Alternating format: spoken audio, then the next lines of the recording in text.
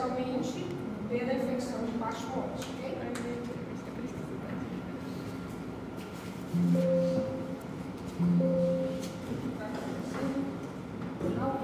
Então, a infecção de pele e partes moles, ela afeta tanto a pele como o tecido celular subcutâneo, que é considerado a parte mole desse tecido. Dependendo da sua gravidade, da sua extensão, pode vir a comprometer a parte óssea também, levando a osteomielite. Ela tem sido um desafio, um impacto global, com o aumento de hospitalizações, tá? Como eu falei para vocês, ela é de importância para várias sociedades, ela não é tratada só apenas na infectologia, muito pelo contrário, ela é tratada de forma bem ampla, tá? E isso tem aumentado, pela gravidade das infecções, tem aumentado as hospitalizações e o tempo de internação. Então, ela apresenta um aspecto diferente, cada doença vai apresentar o seu aspecto diferente, aspecto clínico e gravidade, por isso, essa questão do envolvimento de diversas sociedades, como eu já citei. É importante que seja conhecido, é importante que vocês aprendam, que vocês saibam, reconhecer clinicamente essas infecções e fazer um manejo delas. Okay? Aqui a classificação principal, essa é a classificação atual. Quando eu falo de atual, esse guideline ele tem quase 10 anos, é de 2014 o guideline, mas todas as outras referências após ele mantêm a mesma classificação, mantêm praticamente as mesmas indicações. Então, existem 3 princípios para essa classificação. A extensão do comprometimento dessa infecção, tá? Então, a extensão da pele. Se ela está só na epitélio, né? Se ela é não complicada, ou ela pode ser tipicamente superficial, ou ela pode ser complicada, para atingir estruturas um pouco mais profundas. Aqui, por exemplo, a gente pode falar da erisipela, a gente pode falar da celulite. A taxa de progressão, se ela é rapidamente progressiva ou se ela é lentamente progressiva. E aí a gente define como infecção aguda, que são aquelas feridas traumáticas, como uma mordedura de cão, uma mordedura de gato, que vai progredir rapidamente, né, para uma celulite, para um abscesso, ou se é de uma infecção de ferida cirúrgica. Okay? E as infecções crônicas. Aqui das infecções crônicas a gente está falando do pé diabético, das úlceras de pressão, tá? E também das úlceras flebopáticas, né? Mais relacionadas aí, acompanhadas pela cirurgia vascular. A terceira classificação é a presença de necrose. Então, é a necrose tecidual. Então, ela vai ser classificada se ela tem necrose ou se ela não tem necrose, tá?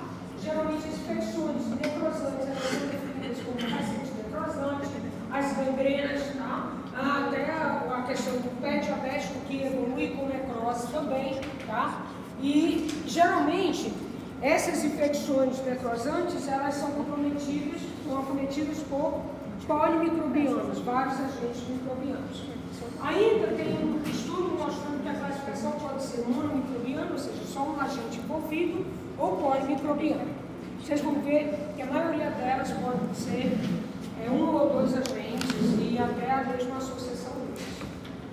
Uma classificação clínica acadêmica, né, que ajuda no estudo de vocês vamos trabalhar partes moles, celulite, erisipela.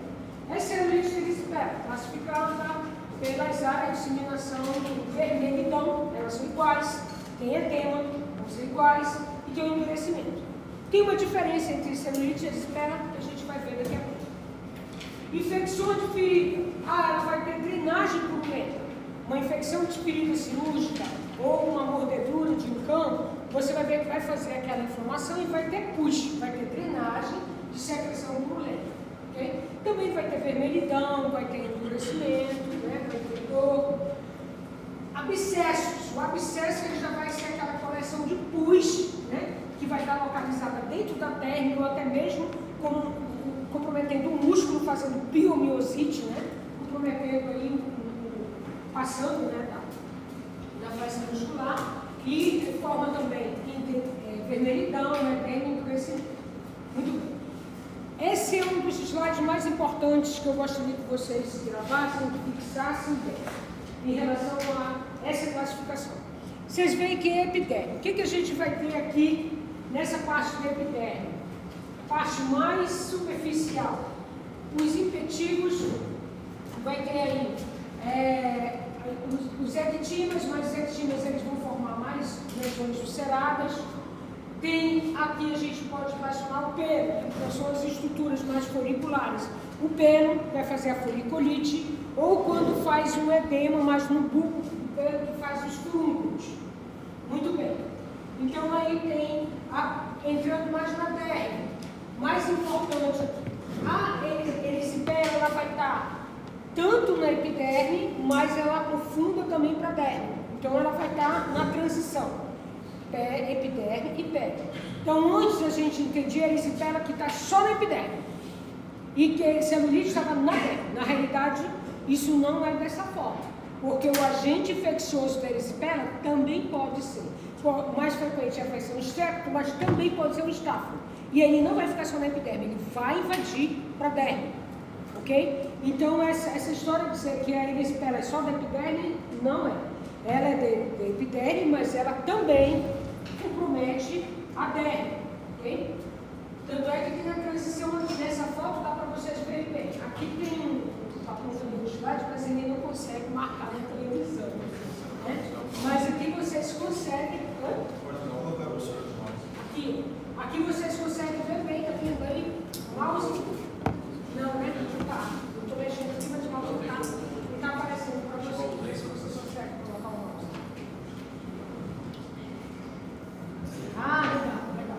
Legal. Então aqui, ó, nessa foto, vocês vão ver, olha aqui. Olha como ela pega a epiderme e entra mais aqui para dentro, tá? Então, essas partes moles, a mais importante aqui, que vocês vão estudar, que é o objetivo dessa aula, começa a partir dessa erisipela aí, passando para a celulite, que gera um comprometimento mais profundo, tá? E quando esse comprometimento sai da derme e ocupa a cápsula, a face muscular, né? Que é aquela proteçãozinha do músculo, é como se fosse uma cápsula do músculo, né? A face muscular, quando compromete, a gente chama de fasciite, ok? E a fasciite leva a necrose. Então, olha só, erisipela, celulite, fasciite, que é a fasciite necrosante. Muito bem. Além disso, pode comprometer o músculo fazendo miomiosite, que nós não vamos estar dando tanta ênfase, e evoluir com comprometimento ósseo, né? Fazendo osteoporose. Muito bem. Então, só para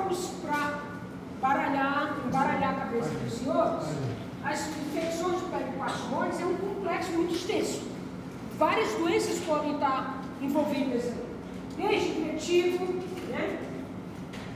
Piomiosites, os furúnculos, carbúnculos, abscessos, a celulite erisipela, as infecções de feridas, as infecções do pé diabético e a fasciite necrosante. E aí, pensando nessa classificação, a gente vai pedir para vocês estudarem melhor, de forma mais detalhada, desse guia, esse guideline da Sociedade Americana de Infectologia, que ela define, ela separa por infecções purulentas e não purulentas. Então, tudo que produz pus, ela pode ser leve, moderada, grave. Aí ele coloca aqui o furúnculo, o carbúnculo e os abscessos, e as não purulentas, também leve, moderada, grave. Aí eles colocam aqui as necroses, que entra aqui a fasciite necrosante, as celulites, eles okay? Aqui nesse slide eu coloquei só até aí, mas na realidade isso é um fluxograma em relação a definições de agentes etiológicos e ao tratamento que está lá no guideline. Muito bem. Então, só para vocês entenderem o que é aqui essa foto vai ajudar a mostrar o que é as não purulentas, erisipela e celulite não produz pus, e as que mais purulentas, que são desde as mais leves, como furúnculos, folículos, A síndrome compartimental, ela afeta toda essa camada ou só nós, inclusive, não incluímos a síndrome compartimental nessa aula, porque vocês vão ter aula de acidiovismo, que é uma das situações que mais leva a síndrome compartimental. A síndrome compartimental ela compromete tudo, né? É toda a estrutura, é o compartimento Pois é, que vai estar toda a camada. Que vai estar. Não, é toda a camada, todo o recomendimento que vai estar ali sob a pressão. Então aquele compartimento vai estar com a pressão aumentada. Mas pode ser um agravamento de celulite? Não. Não?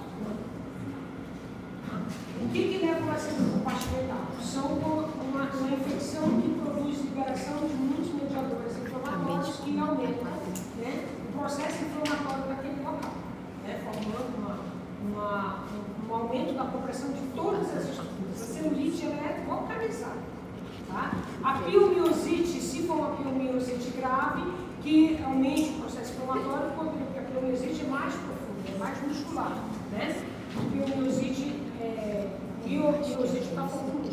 Então, não tem trabalhos recentes, eu não sei te dizer se tem algum outro trabalho, que mostra que a piomiosite levanta a síndrome compartimental. Mas elas podem produzir sim, pelo aumento do processo inflamatório. Mas a celulite não. Eles querem celulite não produz porque elas ficam limitadas. Quando a gente fala em comprometimento mais profundo, aí você pensa na síndrome compartimental. A celulite é tecido celular subcutâneo, está abaixo da terra. Isso que é a referência. Tá? Aquela foto lá que eu mostrei para vocês. Aqui a gente tem que pensar nos agentes infecciosos. Quais são os agentes? A gente tem que pensar em situações de infecção de comunidade e infecção hospitalar. Mas, dando ênfase para os agentes etiológicos de comunidade, os produtores de infecção de pele e partes moles, principalmente são os gram-positivos. Gram-positivo, ok? Dentre os gram-positivos, nós temos aí Streptococcus purpura, né, biógenes, nós temos Staphylococcus. Atualmente, tem trabalhos mostrando o aumento da importância dos estafilococos em todas as infecções de pele e partes moles. Tem trabalhos relacionando os estafilococos até mais de 70% com agente etiológico maior que 70% das infecções. No trabalho de vocês, o guideline, ele se mostra ainda como uma das causas, tá? Mas se discute a importância do estafilococcus resistente, do MRSA, inclusive resistente da comunidade. Ok. Tem um outro trabalho que até a professora Maia encaminhou, acho que é de 2024, mostrando a associação do estafilococcus com outros agentes polimicrobianos. Eu vou falar mais na frente sobre isso. Vamos lá. Então, dependendo da situação, esses são os agentes, os gram-positivos e os gram-negativos, mas os gram-positivos principalmente os streptococcus, que vai estar mais nas epidermes, e estafilococcus, que vai estar mais em infecções mais profundas e ocasionando infecções mais graves. Tá? Então, vai depender da gravidade do risco. Eles são responsáveis pela maioria das infecções superficiais e profundas, como vertígio, erisipela, celulite, abscessos e outros. Tem sempre que observar infecções comunitárias das infecções hospitalares e ver se a questão da frequência, dependendo da localidade da epidemiologia da região, se eu tenho uma presença de estafilococcus sensível ou de estafilococcus sensível, porque isso muda o meu manejo em relação ao tratamento desses casos. Muito bem. Tem um agente específico que é o Staphylococcus aureus que vai produzir toxina, ok? E essa toxina, ela vai expressar, tá? Ela vai facilitar a virulência do agente infeccioso e vai também facilitar a produção de biofilme e persistência dele, tanto na pele como em qualquer tecido que ele estiver infectando ou colonizando. Essas toxinas, elas são grandes produtoras de síndrome, já ouviram falar de síndrome de choque tóxico, que ela faz levantamento da epiderme. Ela é vista muito em crianças, tá? Muito bem. Além disso, o Staph, por ele produzir essas toxinas, eu estou colocando ele porque ele tem sido assim, chamado como um dos protagonistas mais importantes nas infecções graves, tá? Das infecções de parte mole. Então, por ele ter essas enzimas, tá? e associado também a várias outras proteínas, a principal é a proteína A, aumenta a virulência dele. Por isso a capacidade de invadir, de disseminar aquela infecção. Então, toda vez que eu estiver diante de um paciente com erisipela ou com uma celulite, eu tenho que observar bem se eu, pela história do paciente, se eu vou estar diante de uma infecção estafilococcus, que é um agente mais agressivo, ou se é possível que esteja só diante de um streptococcus, que é um agente menos agressivo, digamos assim. 70%, como eu já citei para vocês, alguns trabalhos referem que 70% das infecções do tecido celular subcutâneo tem a presença do Staphylo aureus associado a outros agentes gram-negativos, como polipropiônicos. Esse aqui é um trabalho do Hospital das Clínicas, né, da Escola Paulista de Medicina. A Agatha é uma aluna, a Agatha Carreira, uma aluna de doutorado, inclusive. Ela fez esse trabalho mostrando os agentes principais envolvidos em infecções de parte móvel. Muitas vezes, na clínica diária, nós não conseguimos coletar material dessas feridas, tá? E para encaminhar para o laboratório, para tentar isolar o agente. Porque a gente acaba ficando só com as secreções superficiais e aí elas ficam contaminadas, né? Então não tem uma qualidade de informação, tá? Então essa é uma informação, mas são todos pacientes internados. Muitos deles adquiriram na comunidade, isso não é só que adquiriram no hospital, mas todos eles estão internados, tá? Mas com infecções adquiridas na comunidade. E aí vocês veem de onde foi tirado tendão, fez biópsia de tendão, úlcera sacra, biópsia de pele, né? Feridas, né? Secreção de feridas, de partes moles, secreção de partes moles, do osso, secreção de abscesso. Então ela fez coleta de material de vários locais e aí teve esse resultado ali. Só para a gente entender como essas infecções elas são importantes e polimicrobianas, né? Olha aqui o Staphylococcus coagulase negativo, já do ambiente hospitalar, que é o epidermite, né? 18%. O Staphylococcus aureus, 18% também. E outras bactérias gram-negativas. A Klebsiella pneumoniae, a Pseudomonas sp, o Enterobacter, tem até Enterococcus fecalis aqui envolvidos. Vocês observam nesse slide que não tem aí Streptococcus pyogenes, né? Por quê? Porque esse é um agente que não produz infecções graves ao ponto de indicar internação. Todos esses pacientes já estão internados. E ele não tem envolvimento com infecções de partes moles de ambiente hospitalar. Ok? Só comunitário.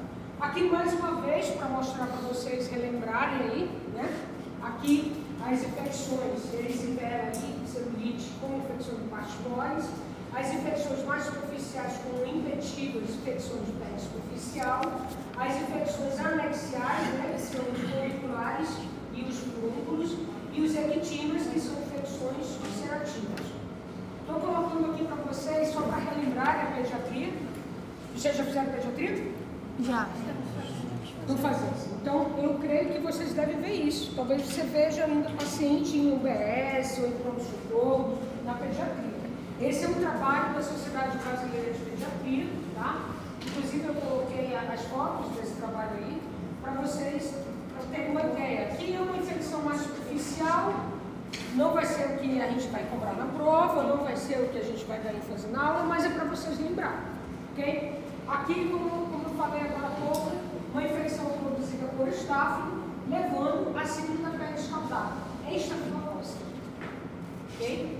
Então, além da síndrome do choque tóxico pela toxina, ele também produz a síndrome da pele escaldada. Levanta esse epidêmico.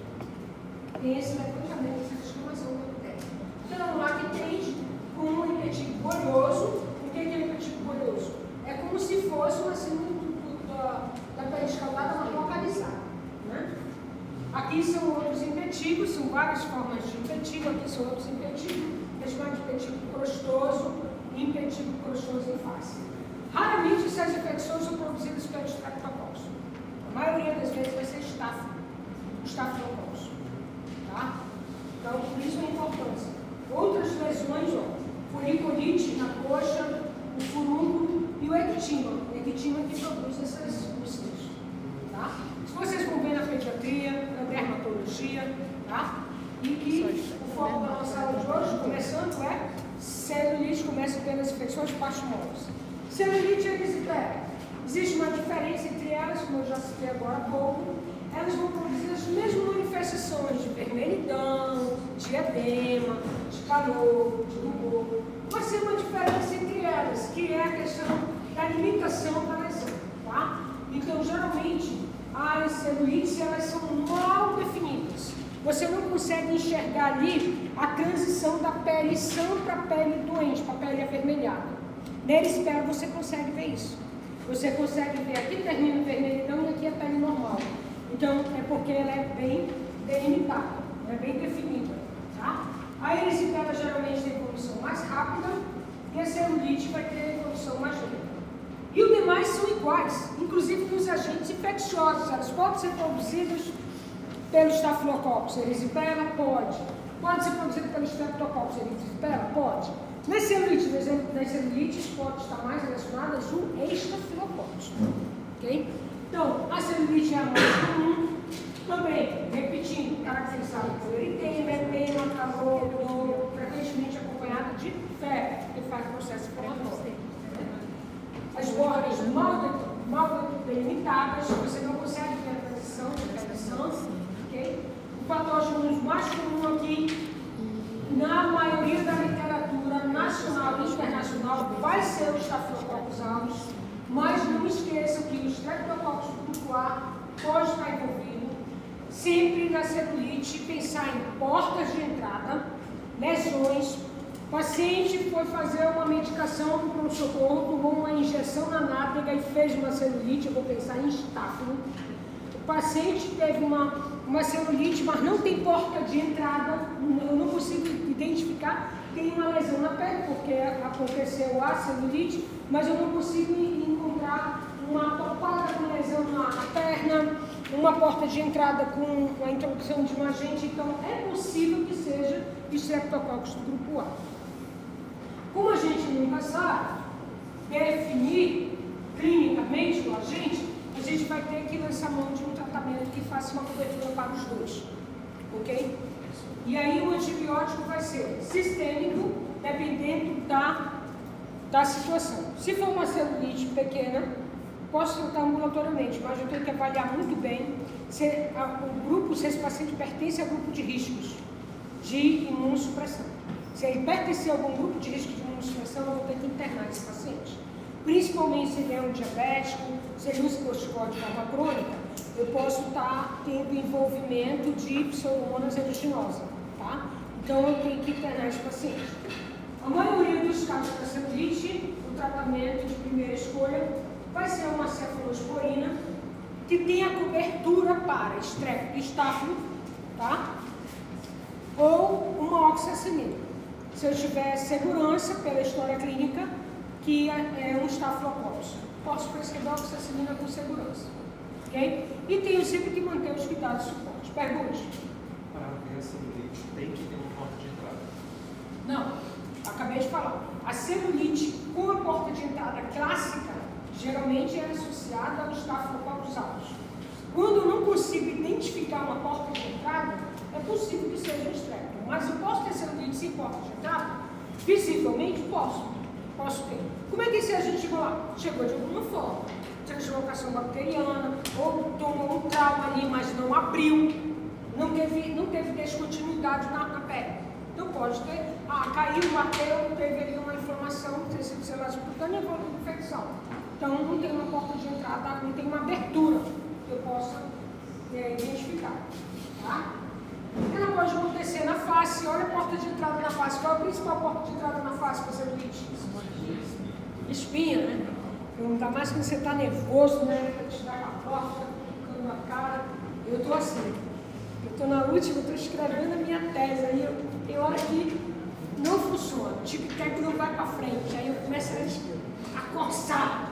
Aí o que é? Porta de entrada. Tá? Então pode fazer uma celulite na face. E a celulite ali é uma forma para celulite no grupo. Erisipela, Você já sabe bem a diferença, a questão da alimentação, tá? Ela compromete já a epiderme também, infiltra para a derme, tá? Aqui você vê bem nessa foto, olha a alimentação aqui, da parte normal para a parte da epiderme. Olha aqui na pele, o infiltrado da vermelhidão e a parte normal. Muito bem. Então ela envolve com mais frequência membros inferiores e aí a face, tá? Também vai ter área dolorosa, igual eu já falei antes, o eritema, o edema, tá? O patógeno principal da erisipela, Streptococcus pyogenes. Okay? Pode ter estáfilo? Pode, mas é menos frequente. A questão da frequência ser mais estáfilo é mais para celulite. Para erisipela a gente pensa mais em estrepto, ok? Não esquecer que é possível que tenha estáfilo no meio, principalmente sobre uma porta de entrada anterior, ok? Aqui, cefalosporina, tratamento de primeira escolha, cefalosporina de primeira geração, pode ser penicilina, você pode começar com uma penicilina cristalina. A penicilina benzatina, por exemplo, ela é utilizada posterior ao tratamento, como profilaxia secundária, para que o paciente não tenha, principalmente aqueles pacientes que têm erisipela inferior, com alterações vasculares, que pode ter infecção de repetição, eles precisam fazer o tratamento posterior, né, que é a profilaxia secundária, com penicilina benzatina. E o estrepto responde bem às penicilinas naturais, ok? Agora, se esse paciente ele tiver fator de imunossupressão, ele pode evoluir com complicações dessa erisipela, tá? E aí, entre essas complicações, vai ter a úlcera, vai ter o linfedema, se ele tiver uma doença vascular, né? E aí você vai ter que manejar isso, tá? Aqui é um caso grave de erisipela, que é a erisipela bolhosa, ela levanta, né? Ela levanta a epiderme, veja aí como é que é, essa bolha. A gente tem está muito boa, mas aqui é uma bolha, né? Levantando. E às vezes essa bolha é bolha com sangue também, tá? Aqui você vê bem uma paciente com insuficiência vascular, um edema aqui no pé, né?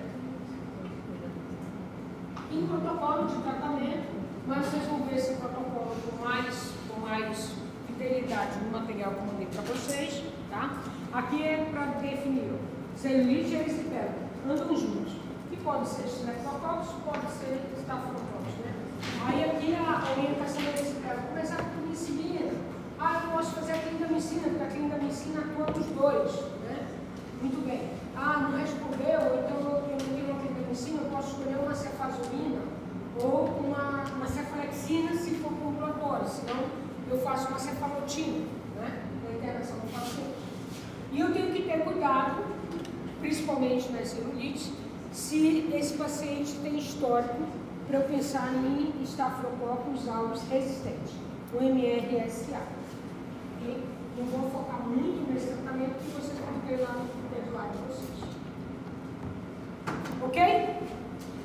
Aprofundando mais, entra aqui a facete necrosante, que está nos slides para frente, mas nós temos um comprometimento celular subcutâneo mais a fundo, formando úlcera, que é o pé diabético. Ok? Pé diabético é uma infecção grave que acontece nos diabéticos, né? É caracterizado por formação de úlcera ou de lesões no pé, nos pés principalmente, por isso não pé diabético, tá? Geralmente ele é polimicrobiano, ou seja, tem associação de bactérias, tá? Aqui não vai ser uma ou outra, não, aqui vai ser uma e outra. Os mais frequentes aí associados vai ser o estáfilo, com bactérias anaeróbias gram-negativas. O estrepto pode estar envolvido também, mas de menor frequência.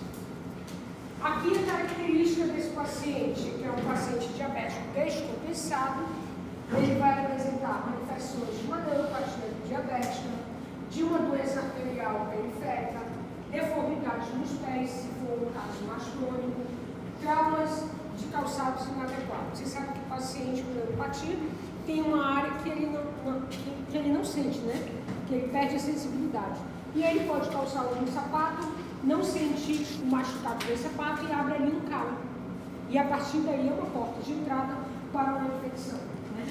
Teve uma paciente minha que teve diabetes, na realidade ela não era minha, era de um colega meu, endocrinologista, pediu para eu avaliar, que simplesmente ela estava fazendo um churrasco e pisou numa brasa, pisou no carvão, né, quente, numa brasa, e não sentiu nada. Depois foi que ela começou a apresentar as lesões.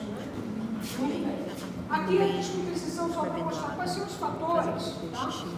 Isso também é um quadro de um trabalho publicado da Sociedade Brasileira de Diabetologia, e ele mostra que os fatores de risco para produção do pé diabético, o principal é a glicemia descompensada. Tá? É a descompensação, né, levando uma hiperglicemia importante. Muito bem. 55% dos pacientes, né, são mais propensos à hospitalização e produzem essa infecção. Eles precisam, 55% precisam internar. 154%, ou seja, mais de 100%, são mais propensos à amputação, porque são lesões que produzem necrose, tá? E mais de 50% precisam de cirurgia. Aqui é uma associação de manejo, ele não é um manejo só com antibiótico, ele não é só um manejo clínico. É quando o clínico, né, e o cirurgião têm que se encontrar, né? Porque aqui, possivelmente, como já citei, mais de 50% vão para o procedimento cirúrgico. Quer seja por um desbridamento de tecido necrosado ou até mesmo uma amputação quando não resolve só com desbridamento, tá? E pode complicar com isquemia e com osteomielite. Veja aí esse tecido necrosado, esse dedo aqui vai ser amputado, com certeza. Né? Aqui, uma úlcera necrótica, tem que desbridar tudo isso, tá? E se não resolver, se evoluir com osteomielite, tem que amputar esse dedo. Professor, é o vascular, né, que cuida desse tipo de paciente? Vascular, cirurgião vascular, tá? Muito bem. Como a gente falou aqui, comprometimento de osso, osteomielite, para aqueles que vão fazer a ortopedia, a osteomielite, ela também é uma infecção importante, mas ela entra aqui como uma complicação das infecções de parte morte, né? Já a evolução dessa infecção até o tecido ósseo, né? Então, é uma infecção grave que afeta o osso e a medula óssea, geralmente com complicações da infecção de parte morte, né? Os agentes etiológicos mais comuns, Staphylococcus aureus, bactérias anaeróbias. Sempre, naquele pé diabético ali, vou voltar para o pé diabético para vocês entenderem essa história da osteomielite. Bom, aqui não dá para você entender que só tem uma bactéria, né? É polimicrobiano. Tem bactérias gram-negativas aí. E tem anaeróbias. Então, principalmente essas anaeróbias, elas vão aproveitar a oportunidade para invadir até o osso. Medula óssea e osso. Ok? E formando aí a osteomielite. Tá? Então, pode ser uma complicação do pé diabético, frequente, né, essa complicação, ou resultados de fraturas expostas. O diagnóstico da osteomielite é bem desafiador, às vezes não aparece a lesão só em raio-x.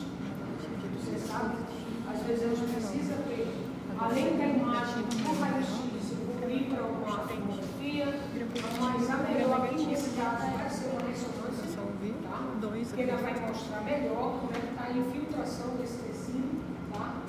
E se a gente conseguir, aí é centro cirúrgico, aí é o ortopedista, já sair do escopo do cirurgião vascular, já passa para o ortopedista.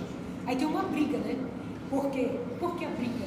Porque era pé diabético, era do vascular.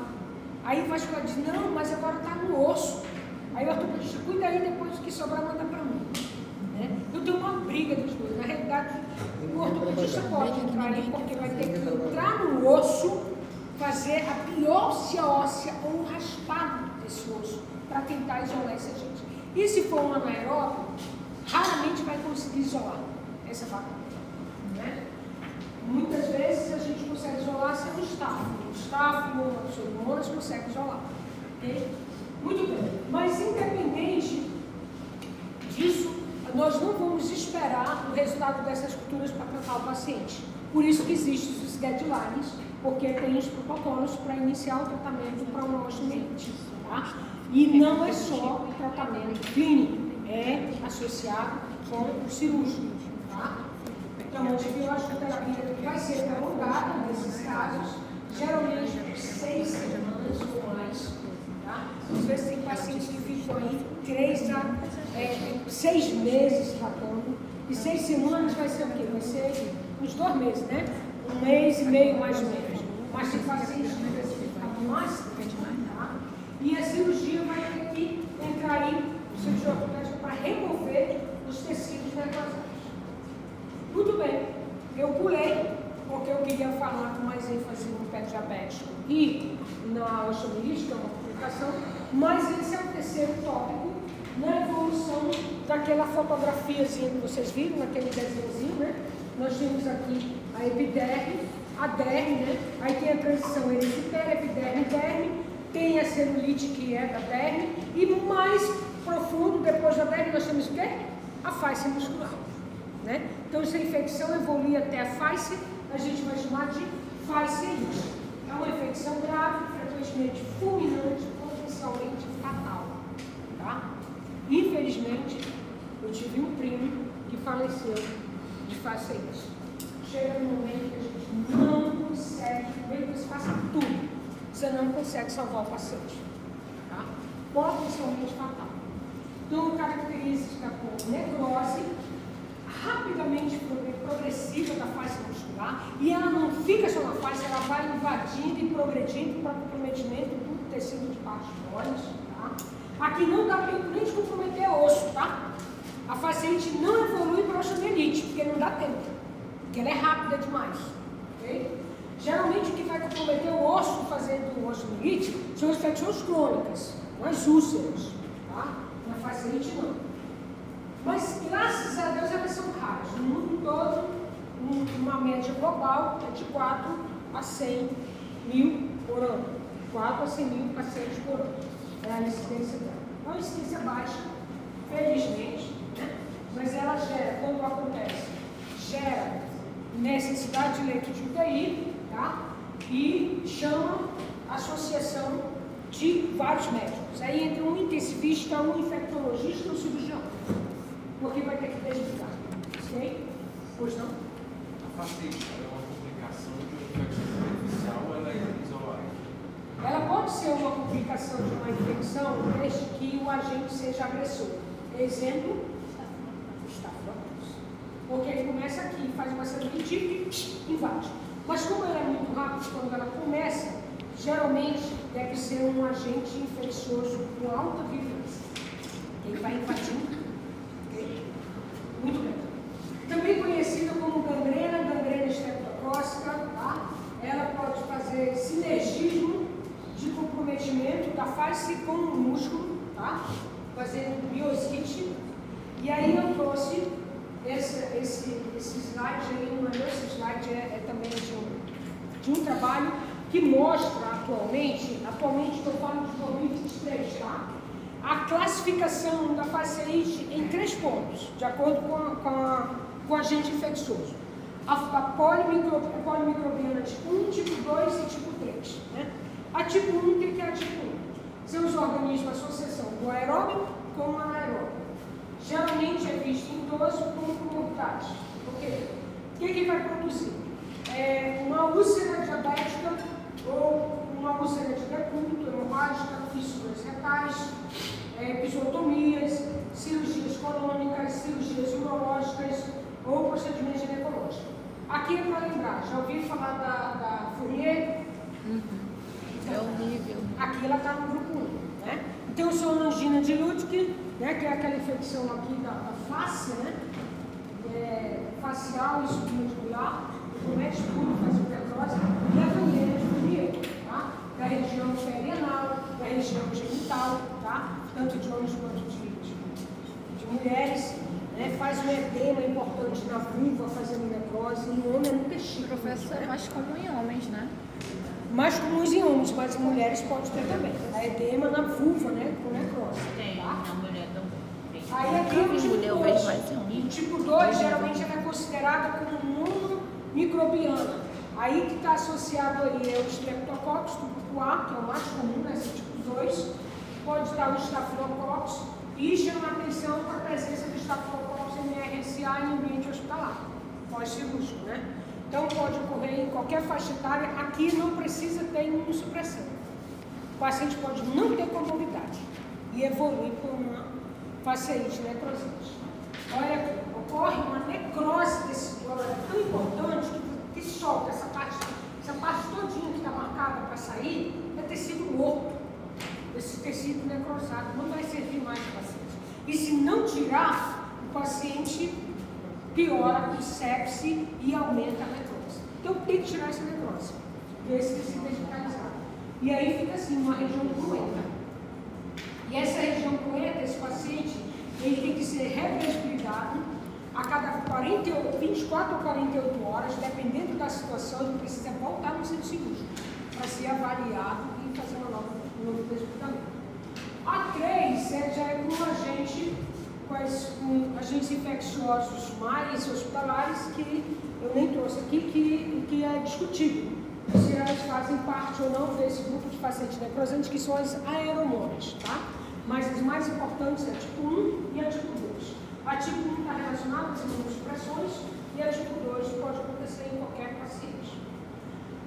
Os agentes etiológicos envolvidos com a paciente necrosante são pode microbiana, pode ser estáfilo, estrepto, bactérias anaeróbias, bactérias aeróbias, até fungo, mas é menos frequente. É mais frequente acontecer no tórax do abdômen, tá? E quando acontece 75% de óbito, altamente, né? A taxa de óbito é bem elevada. Nas mãos, formando gangrena nos dedos, que podem ser amputadas, tá? E fatores predisponentes que vão estar ligados principalmente a tipo 1, diabetes, doença vascular, aterosclerótica, insuficiência venosa, idoso, procedimento cirúrgico, trauma, câncer. Câncer faz muitas infecções, né? E também é submetido a vários procedimentos cirúrgicos. Úlceras de pressão, abscessos perianais, vaginais e os fibrosos vaginais. Último slide da doença de Pachymodes. Entenderam aí que vocês vão estudar? Erisipela, celulite, faciite necrosante ou necrotizante, como a gente vai falar, e o que mais? Pé diabético. Osteomielite, assim, uma colher de chá, mas geralmente eu não pergunto osteomielite na prova, é mais outro perfil, né? Então, foque nesses que eu falei, ok? O que é importante saber das infecções de Pachymodes, né? É a melhor defesa, é vocês observarem esse paciente logo no início, identificar a gravidade desse paciente logo no início.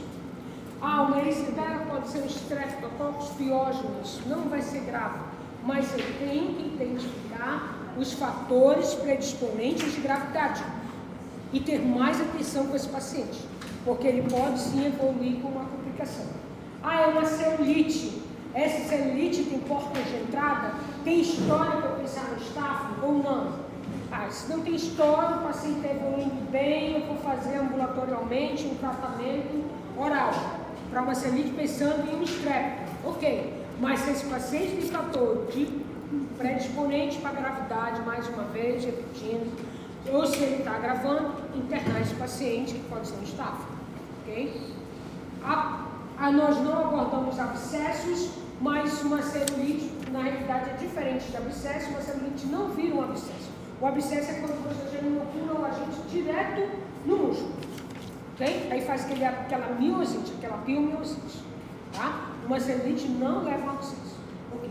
Respondendo a pergunta, dessas infecções, a que poderia levar a um comprometimento massivo micocompartimental seria quando fosse uma miosite, uma piomiosite, com aumento da produção do processo inflamatório.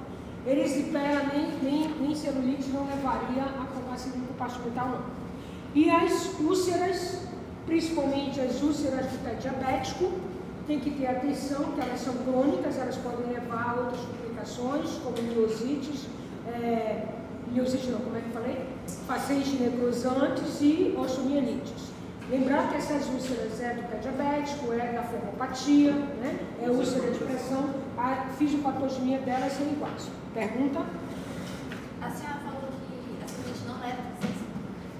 celulite não leva o quê? Não. Não, de continuidade não. O abscesso ele é lá no músculo, né? É a introdução da piomiosite. O abscesso na piomiosite. Mas ele não existe na celulite, né? Não, esse não. Mas na celulite. Nem na celulite. Quando é mais superficial. Celulite é celulite, abscesso é abscesso. É outra entidade. Entendeu? Uma pode levar a outra. Lembrar que uma é sem pus. Se não tem pus, não é considerado abscesso. Entendeu? Ela é não purulenta. Mas não tinha aquela purulenta? Aí tem a purulenta. A purulenta é o abscesso. É a piomiosite. Entendeu? Não é mais celulite, é abscesso. Entendeu? Entenderam? Você tem que definir. Quando você for, você vai entender melhor. Mas você tem que definir o que a gente fala. É definição de caso, né? Fala assim. Define-se o caso de. Vocês viram isso? Define-se o caso de síndrome de Pau. Isso. Define-se o caso de Schwarz. Isso. Mesma coisa. Define-se o caso de infecção não purulenta. E uma infecção purulenta. O abscesso é uma infecção purulenta. Tá? A celulite é uma infecção não purulenta. Ok? As atenções, principalmente em casos hospitalares, né? A prevenção é a chave para a redução da incidência da disseminação das infecções de plasmódios, tanto em ambientes comunitários quanto em ambientes hospitalares. Cuidado da higiene, né? Principalmente os plásticos adequados, das roupas, vocês sabem disso. O controle de infecção, quando é um paciente que interna com uma infecção pela gravidade, eu tenho que observar e ter cuidado para não transmitir de forma que pode ser um estáfilo para outros pacientes. Né? Uso racional de antibiótico e a educação do paciente. Né? Conscientização e sinais precoces de infecção de gravidade. Quando eu falei assim, olha, tem um trabalho que mostra, que foi o trabalho que a professora Maria mandou, 2024, que ele mostra a associação de estafilococcus com outros agentes gram-negativos, como o pseudomonas, Escherichia coli, o Acinetobacter baumannii, formando infecções de plasmódios polimicrobianas. Quais são essas infecções que vai entrar aqui? São as facelites necrosantes, por exemplo, que é polimicrobiana. Tá? Geralmente, você não vê uma celulite comunitária como uma infecção polimicrobiana. Em geral, as infecções polimicrobianas vão ser de fato a facilite necrosante e os pés diabéticos, são as formações de sangue. Tá?